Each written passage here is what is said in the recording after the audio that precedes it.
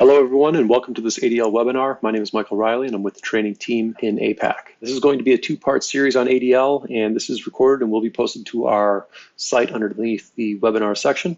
These webinars are being put on by the training and UX team. So if you have any questions specifically for related to ADL or AutoTrader or any other component really within the TT platform, feel free to send those to us at training-ux@tradingtechnologies.com. That is our team's distribution, and we should be able to hopefully provide you with an answer or certainly point you in the right direction. Before we get going, I do want to mention that we do have on our website at tradingtechnologies.com, we do have a few tabs across the top here. So trading infrastructure, data, markets, and resources. And under resources, the first option is documentation. Now, if we go to that page, we're going to end up at our help library. And if we scroll down a tick, we will see that there is an ADL section right in the middle there. And if we go to view documentation, we are going to see all the documentation for all the blocks and a number of advanced concepts related to ADL. We're going to cover a lot of aspects on the webinar today, but if you need more information for any of this, any specific block or concept,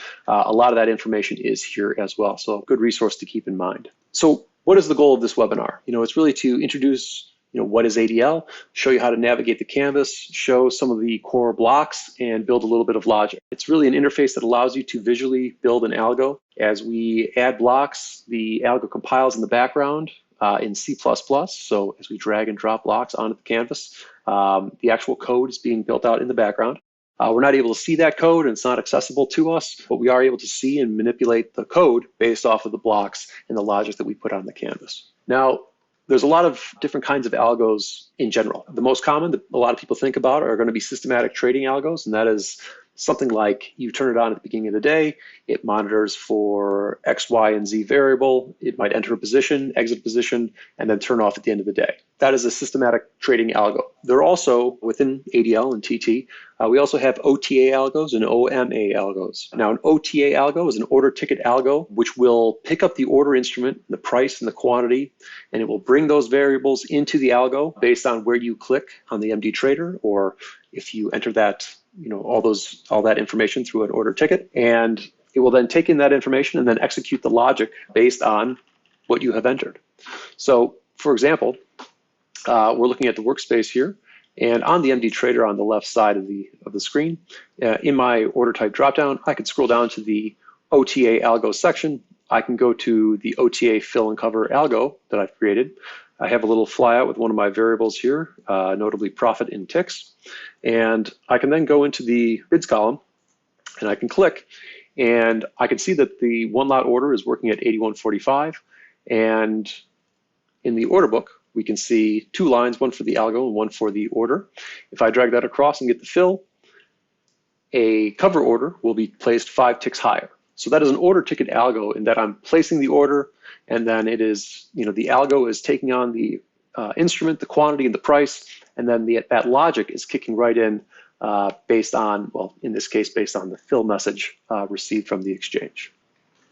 In the same way also, if I were to just place a limit order down below the market down here at 81.43, I can apply, I should say, an OMA algo, which is an order management algo, and it is logic that can be applied to an existing order. So in this case, I have this one lot, this limit order down at 81.43. I can center click on that particular order, and you can see that the second column here is algo, and there's an OMA button. If I click on that button, I can see what OMA algos are available to me. I can click on the top one, OMA 5 ticks under bid, and that algo, once we launch it here, is going to move or manage that order to be 5 ticks below the best bid at all times. All right, so as the market moves around now, that order should then requote based on best bid minus 5 ticks. Now those orders can also, I'm going to place another limit order down here. If I go into my order book, I can also apply that OMA algo. So the top order is the one I just clicked in there. And if I select that particular order, I can click on the OMA button. I can click OMA 5 ticks under bid again, select that algo, and again, that order will now be managed by that algo logic. And as you can see, now we have two lots that are moving around with the market, 5 ticks underneath the best bid. Now, in those cases, those all involved actual orders. But I would point out also that sometimes people want to use ADL just to generate signals. So generally this can be done by exporting values or using the alert block as well. So we actually have a pre-prepped algo for this, but basically what this is going to show us is from time in sales, if orders are hitting the bid, then we're going to generate a alert using the alert block here in the upper right. Now that's going to state the quantity, and we'll get into the details of what all this is. But again, just to demonstrate that this can be used for alerts, is that this is going to generate an alert that will publish to the audit trail, and we'll have some exported values here for this value, which is going to have a true-false indicator for us, and we'll be able to see the total quantity traded, which this could get more advanced beyond just how much is traded, but nevertheless, for the example, if we go back to our workspace here, we have an AutoTrader widget, which again we'll get into in more depth. And if I add a row, I can play that algo, and you'll see that as the market starts to trade here, we have the exported value showing that the market has traded true, and what is the quantity traded showing 7, and we have this green alert down below, again generating an alert, but based off of the logic that we have created within the canvas and then deployed, and then it is alerting accordingly. Also, from the canvas, I would also point out we are able to pull in auto spreader orders and aggregator orders that we've created. So if there is a particular auto spreader, in this case I have an instrument that I've created previously, I can certainly select that instrument and then apply the logic to manage that order or whatever it might be. So those are all accessible to us as well in ADL. I would point out the TT order types, so TT iceberg and so forth, those are not available in ADL, so we can't actually bring those into play in this case. Also, there is no cross-algo communication within TT. So if you're running two algos simultaneously, they are unaware of each other's position, where their orders are and so forth. There is kind of a workaround where you could route it out to Excel and back in, but again, then that is going beyond the regular bounds of ADL. Also, once you build your algos, they can be initiated by our API, so fix.net core SDK, so that is available to you as well. Okay, so the canvas itself in the upper left, we're going to have file and edit. Under file, basic navigation, so we can open a new canvas, we can open existing algos. There is save and save as, so as we build our logic, we do want to save often. And then eventually, once we are ready to manage that algo from the workspace itself, we will want to deploy, which is basically moving the algo from one server to another in the background. But the key is that it's making it available for you on the workspace. Under edit, we have undo and redo. So if you move a couple blocks onto the canvas, you can undo to back that out. Additionally, if you do Control Z or Control Y, that will remove or undo and redo as well. Under view, we have zoom to fit. So let's say I am working on some logic over here and I want to see my entire algo. I can go to view and zoom to fit. Now that will bring all the pieces into focus. If I right click, I also have the option to zoom to fit as well. Let's get rid of a couple of these. I think I kind of breezed by this, but in this case, I'm looking at these two particular blocks here. But to move around in general, what I'm actually doing, holding spacebar, click and drag, and that's going to allow you to move the canvas around without zooming in and out. With the scroll ball on our mouse, I can zoom out and then move my cursor to the right side of the screen, for example, and scroll up, and that's going to zoom me into that section as well. All right, so zoom out and then zoom in and zoom out and zoom in. Going back to the layout in the upper left, there is a play and pause button up here. Once we build some logic, we will play the algo from the canvas in order to build and test what it is that we have built. And then in the upper right, we have a checkbox for auto compile. Auto compile, basically every time we make a change or add a block, the algo needs to compile in the background. Now, we're not going to have a huge amount of blocks on the canvas during this webinar. But if you get to the point where you have 1,000 blocks and you add a block or you make a change, the compilation time can add up a little bit. So what you can do is you can uncheck that auto compile checkbox, make a 3 or 4 changes and then check the box and then wait for it to compile. Just kind of a time saver if your algos get up into that high block count range. Okay, so on the right side, we do have the block properties section. If I click on the instrument block, I'm going to have name, instrument type, and account. If I change my focus to the field block, it will change to name, field name, lookup type. Basically, it's going to dynamically change to each individual block. So, if I look at the instrument block itself, currently there's nothing selected. So I can name this. Let's say I'm going to be looking at CL, so I'll just name the block CL. I can go to the instrument itself and I can type in CL deck 23. And for the type we're going to have a few different options here. So static, user defined, and order instrument. So static means that as a user, you would have to, if you wanted to change this, you would have to come back into the canvas, change the instrument, then redeploy it, and then you could go back to your workspace and use it. If you set it to user defined, you would be able to set it in the canvas, deploy it, and still modify it from the workspace, and then run your algo accordingly. Order instrument would be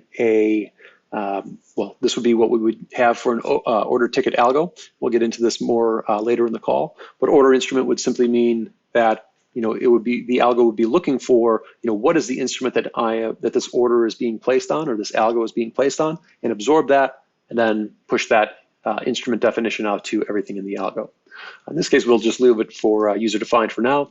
And then we do need an account. So I'm going to go ahead and select an account. We'll always need an account on our instrument blocks. Now on the far left side of the menu, we do have the block section. So our block menu. You've kind of seen me doing this already, but you can drag and drop these blocks onto the canvas. You can also double click and they will seemingly drop from the sky. Once we have our blocks on the canvas, we can click and drag to select a grouping and then move them all around at the same time. And we can also, when we select a number of them, we can right click on them as well, give us a cut, copy, delete, and a group message here. I'm going to go ahead and remove a few of them. If I grab 2, I can right click and I will have that grouping option. We'll get into some of the benefits of this later on and probably in our second webinar. But other than letting there are some other benefits, but for now, we'll just cleaning up the workspace is what we'll leave it as for now. Also, when we're moving these blocks onto the canvas, when you select them, you can also do a copy and paste. So if you do a Control-C and a Control-V, that's going to double the blocks that you have selected at that time, which certainly can become handy if you have to do any kind of repetitive blocks in your algo. Okay. Once we have these blocks on the canvas, we can also connect these so that the ask price of this field block actually knows what it is that it's looking to provide an ask price for. So if we go to our instrument block, we can click on the output, drag our cursor, it'll create that little bit of a line there, and then connect it to the field block. Okay, so once we have our blocks connected, the algo will compile. In this case, we know that's compiled. Lower right-hand corner, compilation status showing client done and server paused. And then there are no problems down below. And we can see that our output on this ask price is generating an output, which means the algo has compiled. In the upper left, we also see that the play button is available to us. And so now we know that we're good to go. Now, before we kind of go forward, once we continue to build this algo out, there's going to be a lot of blocks and a lot of lines, traversing the canvas. So what we can do is, if I right-click on this line, I can select Convert to Jump. This is going to give me a couple of blocks here, and these arrows are going to represent that line just without the line running across your entire canvas. So if I right-click on the output port of the instrument block, I also have the option to add a jump block. So once I have those blocks created, I can click on one, do a Control-C, Control-V, and that's going to give me a destination jump block, which I could then connect to wherever it needs to be connected to. Going back to the left side, obviously we drag and drop. You can double click on the blocks to add them. Also, we do have a search function at the top there. So if I type in greater, that's going to, GRE, it's going to get me a search through all the blocks, in this case showing me greater than or equal to. I can then double click, and then that's going to save me a little bit of time versus kind of scrolling all the way up and scrolling all the way down through the list here. Also, if I do if I put in the @ symbol and I start to type field, that's going to show me all the blocks that are going to match that are already on the canvas. So if I'm ever looking for something in my thousands of blocks, this is going to save me quite a bit of time. Down at the bottom of the canvas here, you'll notice we have some tabs for problem variables, export, alerts, and settings.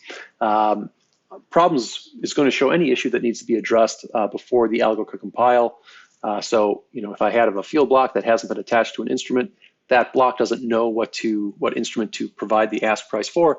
So it's going to show me invalid block, field 1, instrument input is required. The variables tab is going to be anything that we set as a user-defined variable. It's going to show up here, and then we can reorder it in a list, which will eventually end up on the workspace.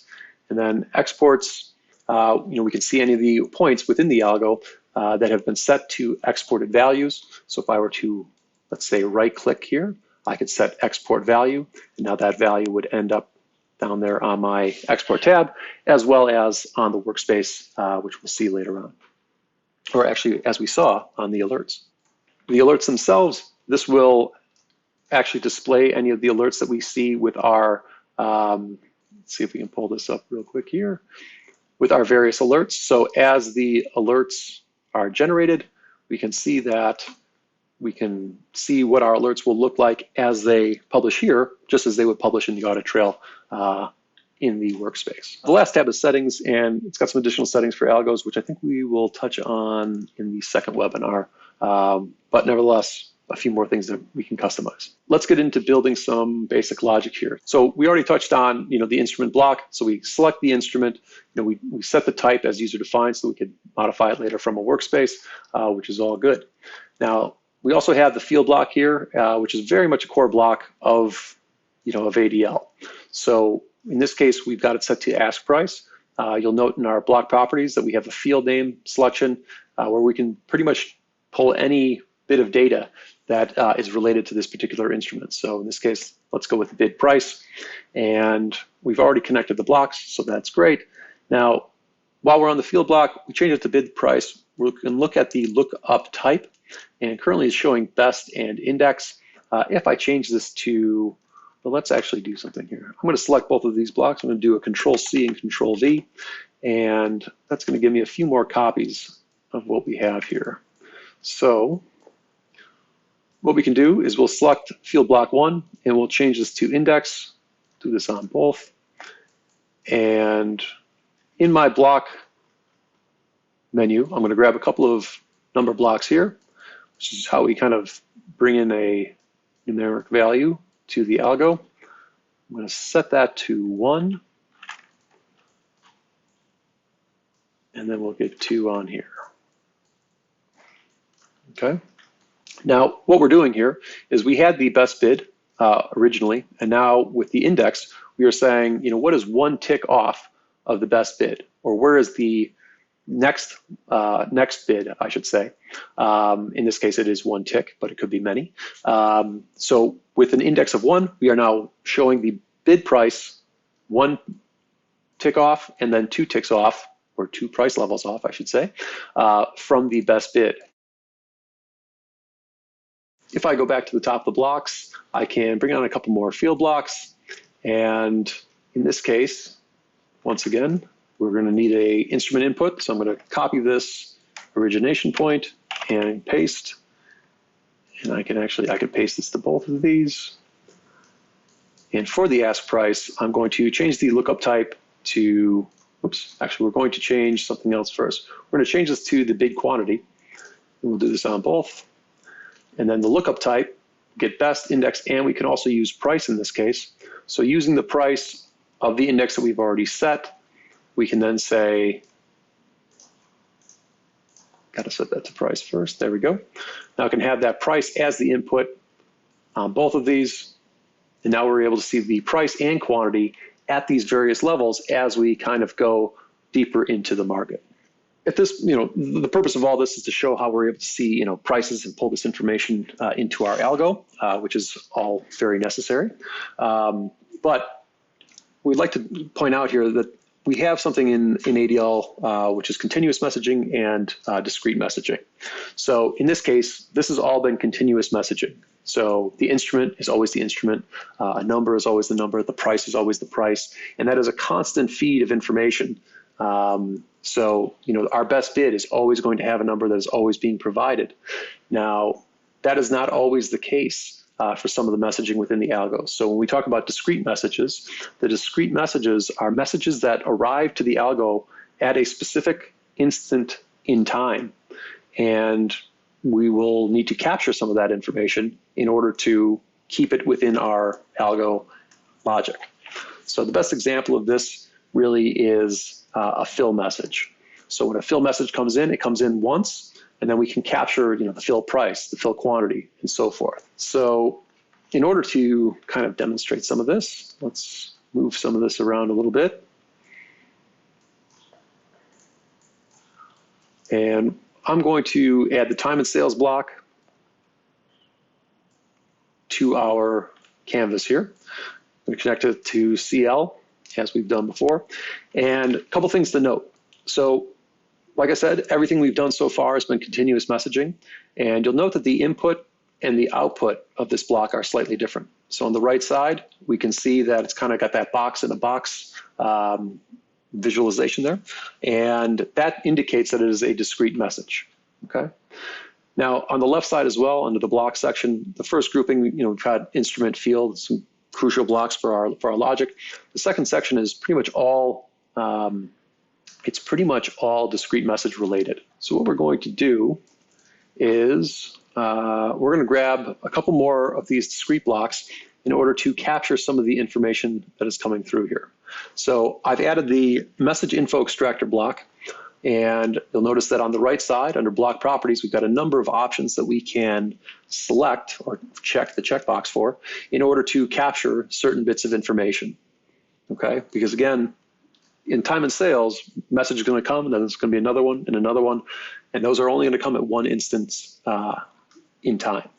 So in this case, we have our trade output and we have our message info extractor, and you'll notice that also has the box in a box on the input and the output. So we can go ahead and connect those two, and you'll notice the edge itself, that the line in between the two blocks is a double line indicating that it is a discrete message edge or line. Okay, so for our message info extractor block, we want to capture the trade price and the trade quantity. And now we can see that, we have our outputs showing from all of our continuous variables and some of our discrete variables. Compilation status, server is paused, so we're all good there. There are no problems on our problems tab, so we can actually just go ahead and play this algo. And you'll see that time and sales block is now going to generate a message every time a trade occurs on this particular instrument.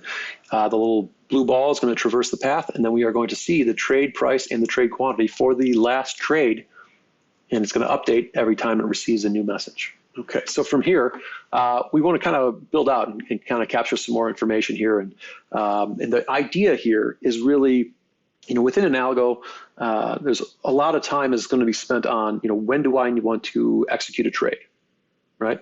So what are the parameters that I need? And once you've kind of defined those, you can then come to ADL and implement those. So we're going to show a few things here that should hopefully help you in defining your parameters and then implementing that into an order eventually. So I'm going to add an extractor block, and I'm going to add a accumulator block here, and I'm going to continue to connect these inputs and outputs. And for the extractor block, this is similar to the message info extractor block. However, instead of having this long checklist, we are going to have a formula section. I'm going to pause this algo. There we go. Instead of the long list, we have a formula editor, and I can click on this blue link for edit, and the formula editor will appear. Now, in the editor, we can use operators, numbers, booleans, connectors, messages, and in this case, I want to capture the last traded price. So as you can see, the last section here was messages. So if I type the @ symbol, or excuse me, the hash symbol, I can then see a list of all the values that can come through on a time and sales message, and I can attempt to capture them. All right, so in this case, I'm going to do trade price. Down below, errors compiled formula, trade price, everything is showing blue, so that's all good. I can click save, and now that is in place. On the value accumulator block, you'll notice on the block properties, pretty much the same thing. So just shows the formula, and then I have edit. And from here, I'm going to go with the trade quantity. There we go. I'm going to click save. And certainly note the difference here. One is an extractor of a single message, so it will only extract and then output from its output here. It will only output the last traded price, LTP. Let's rename this, always a best practice. LTP, there we go. However, so that's going to extract that last traded price, and then the accumulator block is going to accumulate, in this case, the trade quantity as I've defined it. So as soon as we start this algo, it's going to just accumulate all the quantity and then output that from its output port here. Okay. Now, depending on what your signal might be in order to make your decision to buy or sell, we can add a few more accumulator blocks. Actually, before we do that, what we'll do is we'll actually separate out buys from sells here, or excuse me, orders that are hitting the bid or lifting the offer. So I'm going to add a branch block. Again, same inputs and outputs all the way along here. And again, formula editor on the right. And what we're defining here is going to be, is the condition met? Yes, in which case it would come out of the top port. If the condition is not met, then no, and it would come out of the no port. So under formulas, under edit, I'm going to do another at, and trade is, I have the option here for trade is hit or trade is take. Let's go with trade is take. There we go. Save. And now we'll make a couple more accumulators. Value accumulator. Trade quantity. And I'm just going to do a Control-C, Control-V. Now I'm going to link these up.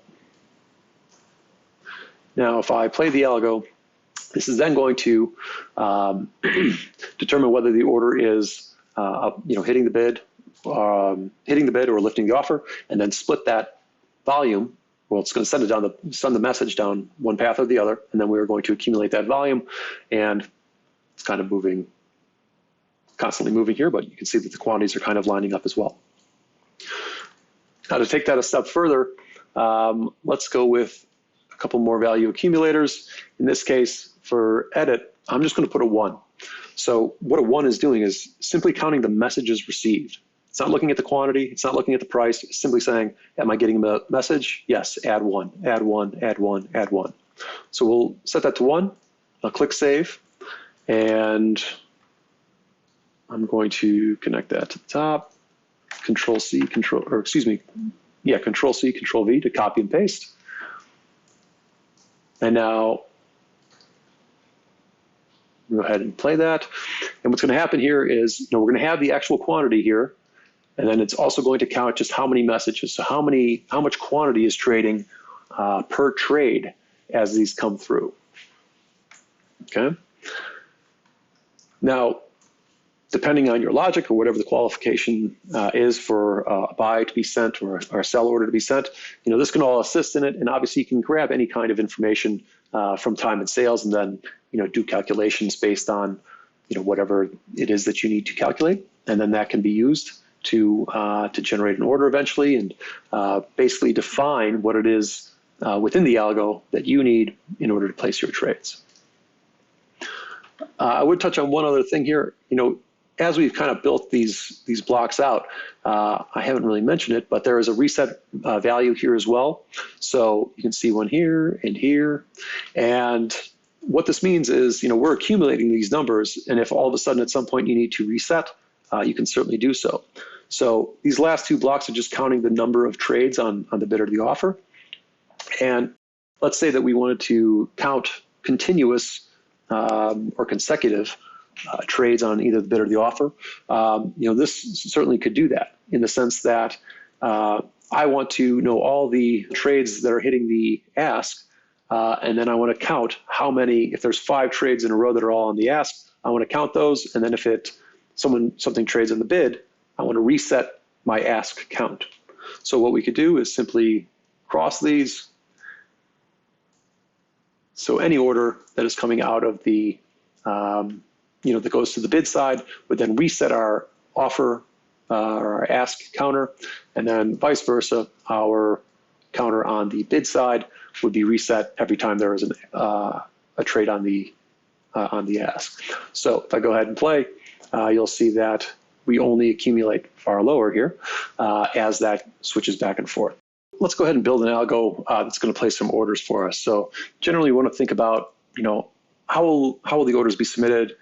How will we manage the orders, and what's going to happen after the orders are filled? So we're going to, kind of work towards building a scalping algo. So we're going to reduce this back down to just our instrument and our bid price in this case. When I go back to my blocks list, I'm going to add the order block, and I'm going to connect this to our instrument and our bid price. And I'm going to grab a number block. Oops, that's not the number block. There we go. Number block. I'm going to set that to 5. So we'll work a 5 lot, and I'm actually going to change this to index. Use that 5 for the index as well. So this order is going to be sitting off the market by 5 ticks. And with just those few blocks on the canvas, we can see that it's compiled. So server pause in the lower right. There are no problems, and the play button is available. So I'm going to go ahead and click on that play button. And we can see our order working down here, 5 ticks below the best bid. Okay. So from here, if that order were to get filled, say I drag this across, that order gets filled, and as I look at my canvas, I don't really have anything to capture that information with. So you will see on the right side of the order block that there is a fills output with a box inside of a box indicating that it's a discrete message. So on our blocks list, we can go down to the discrete message section, and I can add a few blocks here to kind of build out some logic to, well, first capture the fill information, and then we can eventually build a cover order to go in as well. So I'm going to add a value extractor and a value accumulator, and again, I'm going to connect these blocks accordingly. And for the extractor, I'm going to go to the formula section, and under edit, I'm going to set that to fill price, hash fill price. Save that, and fill quantity. Okay. So again, everything's compiled, everything is looking good so far. So we can go ahead, make sure that it's still working. And if we cross that order, we can go back. And by the way, when I say cross that order, it's dragging the order across the market in order to get a full fill. We do see that our fill quantity is showing a 5 on the output, and our last filled price was 81.37. So we're capturing the information that we will certainly need to be catching in order to create a cover order. Okay, so once we have this information, we still do need to know, where are we going to, what price and what quantity are we going to cover at, which is what we've captured here. So all we need at this point is another order block, and we can then feed in our quantity and our price. And then I'm actually going to add a jump block here.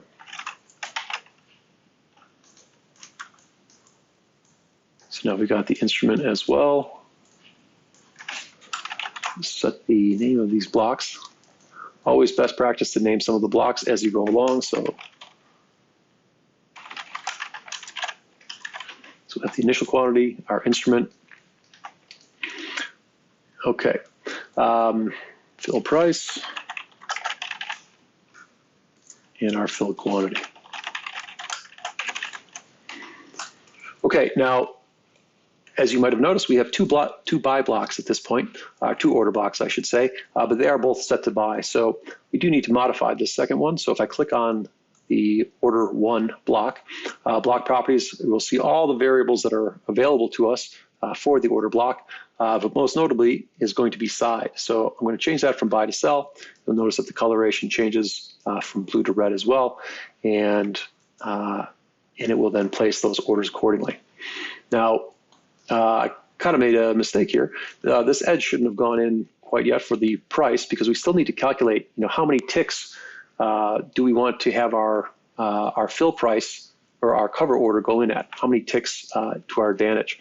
So what we're able to do is we're going to capture that fill price, and then from there we want to add about 5 ticks in order to place our cover order. So before we get into plugging that into the order block, I'm going to add another field block here, and what we could say is 5 times, in this case we could say fill price plus 5, and that would give us the right value. However, if we're going to use this algo, we might be using it on other products that don't have a tick increment of 1. So therefore, I can go to the field block under the field name, and I can add the minimum price increment. And you'll see that it's going to output a 1 for us, and that would dynamically change depending on the price or depending on the underlying instrument, which allows us to use this algo in a number of different instruments. So I'm going to create another jump block here, copy that, Control C, and then I'm going to paste this over here. And what we're going to do is we're going to take that fill price, and we're going to be looking to cover at plus, let's say 5. There we go, 5 times the minimum price increment. So in this case, we will make this 5 user defined. Name that the profit target. And we'll take that 5 and we'll add that to our addition block in this case. And then from there, I can actually just plug that into our price. And now, once our order is filled, we should put a cover order in 5 ticks higher. So in this case, we'll go back to the workspace, and we can see our 5 lot is working down here at a price of 81.41. If I can drag this across, the market slows down for a moment. There we go. So I got filled approximately at 49, and then we can see our cover order went in at 81.54, just as we had expected.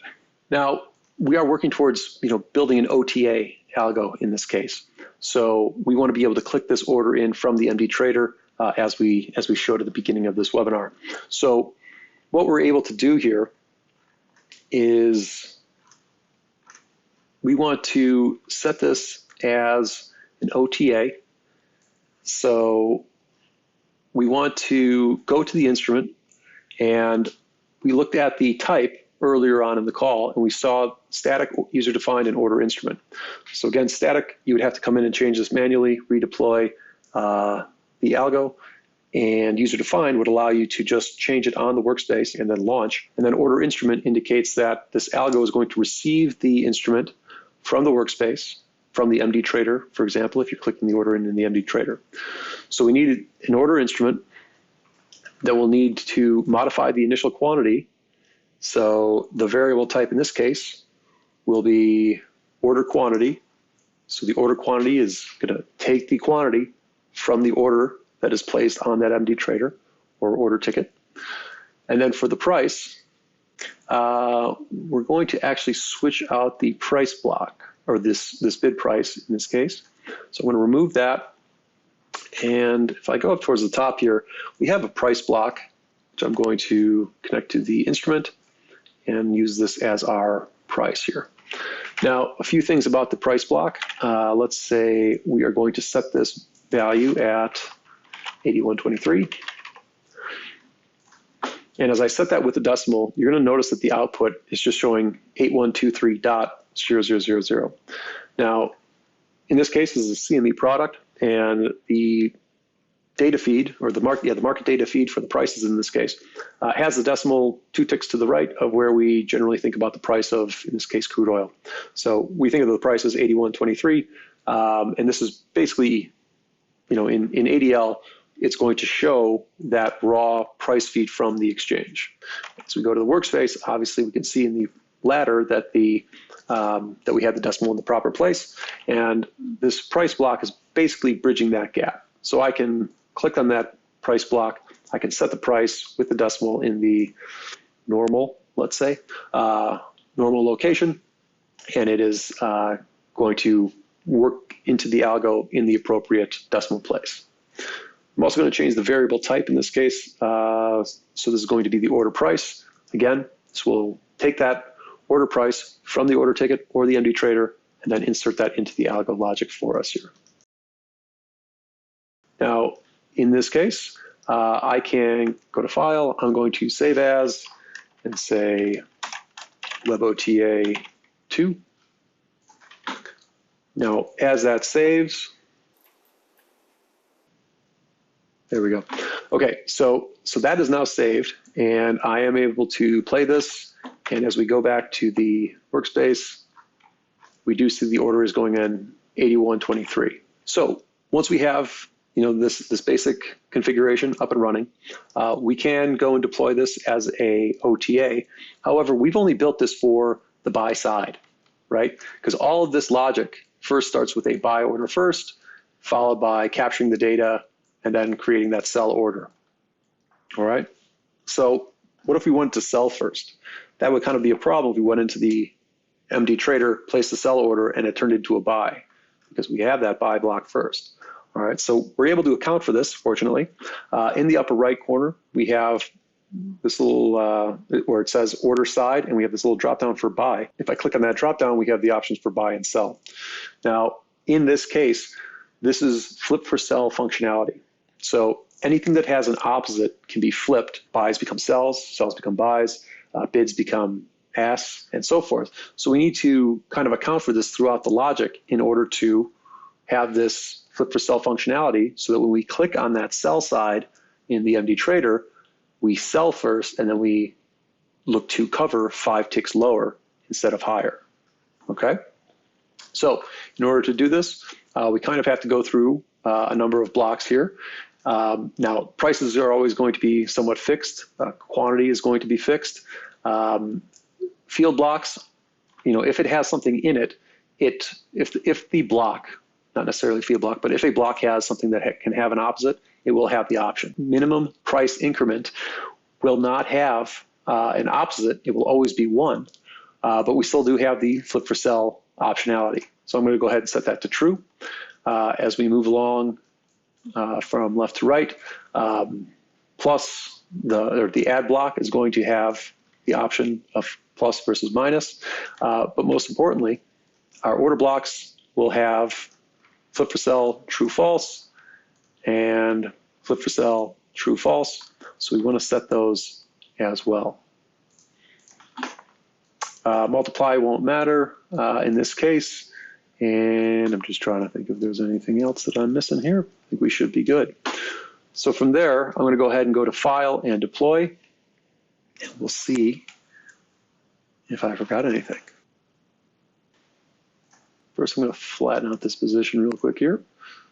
All right, there we go. It's in the workspace. If I go to Widgets and I go down to Automation, there's going to be the Algo Dashboard as one of the options.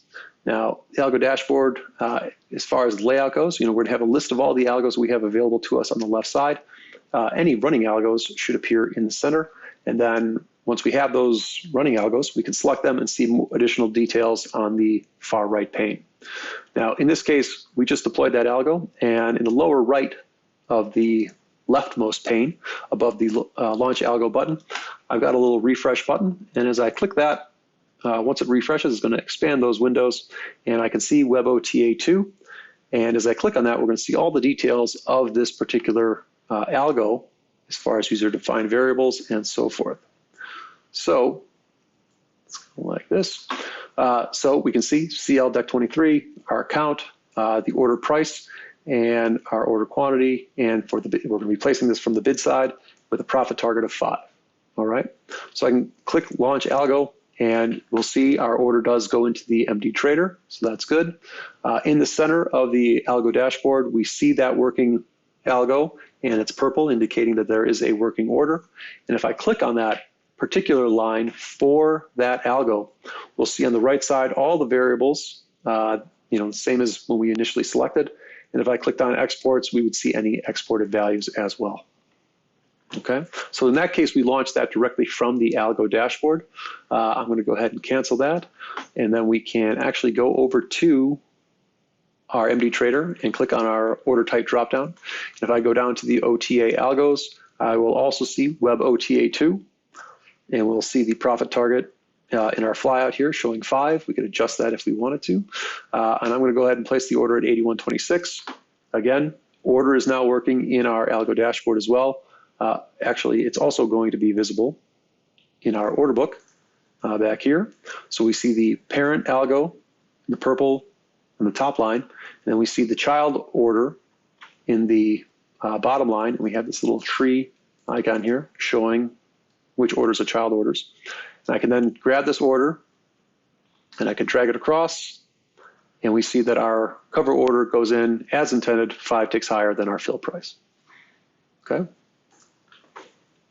Now, question is, if we go ahead and place that sell order, does it go to the right price? Okay, there we go.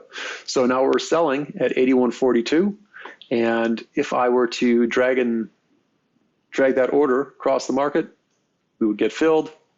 Hey, there we go. And now our cover order is going in at 5 ticks lower, which means that our flip for sell functionality is working properly, and everything did flip correctly, and we didn't forget anything as we flip those blocks, or enable those blocks, I should say, for flip for sell functionality. While we're still looking at this workspace here, in this case, we hit the drop down and we went to the OTA algo section, and then we selected Web OTA 2. I would point out, when we create these algos, we can create custom action buttons for these as well. So if I right click down here in the bottom section of the order pane, we're going to get these options to appear for us, and I can edit custom action buttons. And currently I don't have any, but I can click this plus here. I can select a order type, and under order type, I can scroll down and my OTA algos will be available to me. So if I go down and find the Web OTA 2, I don't have a template in this case, but on the right side, I'm going to have a preview. So Web OTA 2, I click OK, and then I just have that button. So if I'm placing some orders with this algo on, I can use the button, and then I can place the orders as I see fit. And then if I want to turn that off and just go back to a limit order, which you'll see it changes in the order type dropdown at the top, I can then go and place limit orders as well. Also, in this case, we launched this algo from the algo dashboard.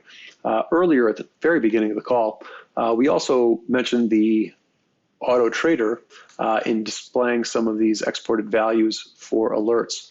So if I go back up to widgets at the top and I go to automation, I can go and open an AutoTrader widget as well. Now, some important differences here between the algo dashboard and the AutoTrader. In the AutoTrader, we are able to select one algo per tab.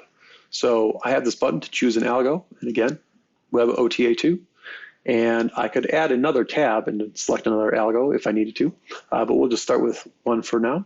I can add a row, and from here, I can select that particular row or instance of this particular algo, and I could then adjust the quantity, profit target, price, and so forth. So let's actually drop this, make sure we're below the market. Okay, all good there. Then once I've adjusted, whatever values I need to adjust, I can then select that particular line or instance, click the play button. That algo is going to run, and then place that order at the appropriate price. Now again, everything is tied together here, so we see that algo running in the order book and the algo dashboard as well, and we can then manage the order as well. So I want to change that quantity from 5 to, let's say, 12. I can change it to 12, click submit, and then that is going to modify that order as well. Now, the reason you might want to use one versus the other, if you're going to be trading or using one algo and then running multiple instances, certainly the AutoTrader widget gives you a bit of an advantage. You can run, cancel that. I can add multiple rows, and then I can select all of them, and I can set them all to play at the same time. So that certainly if I have to run 50 or 100, that certainly is possible from here. Makes it a little bit easier than selecting them one at a time using the algo dashboard. Also, when we have all these rows, Excel can be utilized so that I can select, say, every order quantity. Actually, let's turn this down a little bit. So if I have 4 rows, I can select 4 cells in Excel and then copy and paste the values in here, or I can link them, and they can dynamically link from Excel into the order quantity, or more importantly, perhaps into the price. And then we can have the algo running and have that link active between Excel and AutoTrader to manage orders or quantities or whatever it might be that you need to link in there. So we're able to add rows, play, pause, stop the algos altogether, and then when we're done, we can delete them as well. We've covered quite a bit here today. I think this is probably a good place to pause for now. As I mentioned, this will be uploaded to our website under the webinars section. We have a number of tabs running across the top here, and under resources, we have documentation, which we talked about earlier. We have training videos, and then we have a webinar section as well.